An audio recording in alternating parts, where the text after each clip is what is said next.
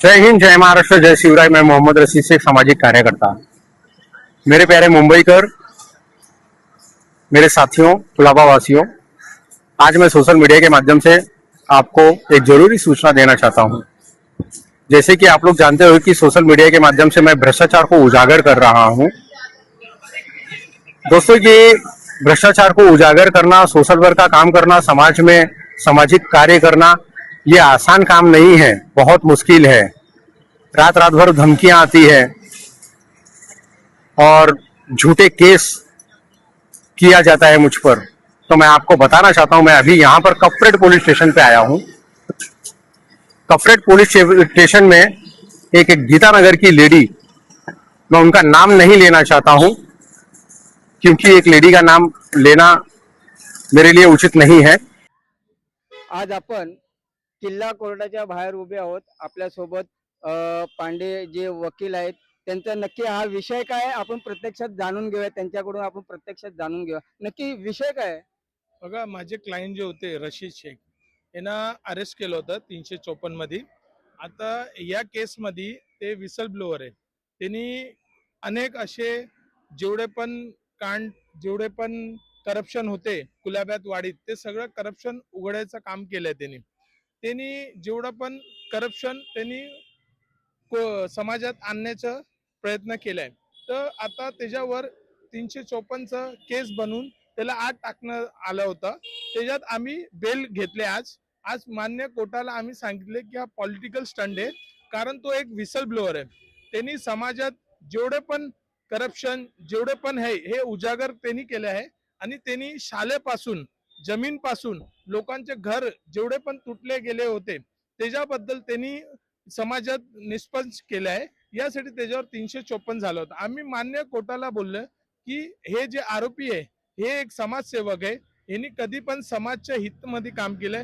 ही जी बाई आहे ही खोटा बोलते. ही पॉलिटिकल दबाव खाली पोलिसांनी केस रजिस्टर केला आणि या केसमध्ये 3 महिने डिले होता. जेव्हा माझे क्लायंटच्या वाईफनी कंप्लेंट केलं होतं तर त्यांचं एनसी घेतला. त्याच्या अगोदर एनसी झालं होतं, नंतर ते एफआयआर घेतले. आम्ही कोर्टाला दाखवलो की जर आपण ह्याला बेल नाही दिलं, आम्ही डीसीपीला पण लिहिलं होतं, आम्ही सिनियर पीआय, एसीपी सर्वांना लिहिलं की माझा व्हॉइस सॅम्पल टेस्ट करावं. पण पोलिसांनी काहीच व्हॉइस सॅम्पल टेस्ट न करता ना पोलिसनी त्याला फॉरेन्सिक लॅबला पाठवलं. आणि दुसरी गोष्ट, त्यांनी आम्ही कोर्टाला उजागर केलं की बाबा आम्ही एक विसल ब्लोअर आहे, आमच्यावर कोणता पण बायका विरुद्ध कोणता पण गुन्हा, हे गुन्हा राजकीय गुन्हा आहे. या गुन्ह्यात जे पॉलिटिकल लोक आहे त्यांनी, नेत्या लोकांनी मिळून हे केस बनवलंय. या केस मध्ये ज्या दिवशी केस झालाय त्या दिवशी मी मुंबईत नव्हता. मी व्हिडिओ, फोटो डीसीपी सर्वांना लिहिलं, आरटीआय मी सगळं काढून ठेवलं आणि पोलिसांना माहिती दिला. ते सगळं मी कोर्टासमोर उजागर केलं आणि कोर्टासमोर सगळं आणून दिलं. कोर्टाने हे बघून कोर्टाने त्याला बेल दिला. आणि मी कोर्टाला बोललं, जर त्याची बायको 8 महिने प्रेग्नेंट आहे, जर तिला बेल दिला नाही तर हे धक्कादायक, तिचा जीवाला धोका आहे. आणि जर बेल नाही दिला तर हे एक मेसेज जाणार समाजात की जर तुम्ही नेत्यांचं जर करप्शन बाहेर काढले तर तुमच्या घराच्या लोकांना आत राहायला लागणार. यासाठी कोर्टाने पण हे विचार करून आणि बघितलं की जेवढं तथ्य आहे, जेवढा पण एव्हिडन्स सरकारी वकील, पोलिसांनी आणि जे स्पेशल पीपी होते ते सर्व आणल्याने पण कोर्टाने हे निर्णय घेतला की जे कलम लावलं ते कलम मेड आउट नाही. या ग्राउंडवर कोर्टाने त्यांना बेल दिला. आज रशीद शेख आहे, ह्यांच्यावरती कोणत्या महिलांनी आरोप केलेला त्या महिलांचं नाव सांगा. आणि रशीद शेख हे विशेषतः कोणत्या प्रकारचे आणि कोणत्या विभागामध्ये कार्यक्षेत्र करतात ते सांगा. बघा, रशीद शेख एक सामाजिक कार्यकर्ता आहे आणि अनेक लोकांना मदत करतात. शाळेचं मदत, कुणाला राशन कार्ड मध्ये नाव टाकायचं आहे, कुणाचं हॉस्पिटलचं परिस्थिती नाही आहे, त्यांना ट्रीटमेंट करून देतात.